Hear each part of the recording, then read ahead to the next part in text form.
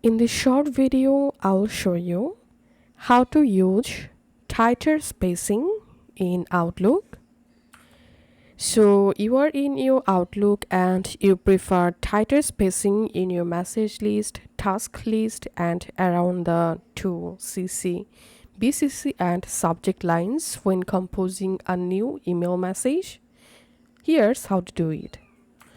All you have to need, open your Outlook and go to View section, and here and under the View tab, here you will find the tighter spacing option. Just click on that, and here as you can see the tighter spacing at date, and here we can see the before and after result.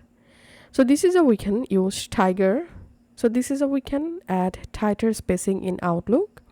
If this video helped you out, please leave a like and leave a comment down below.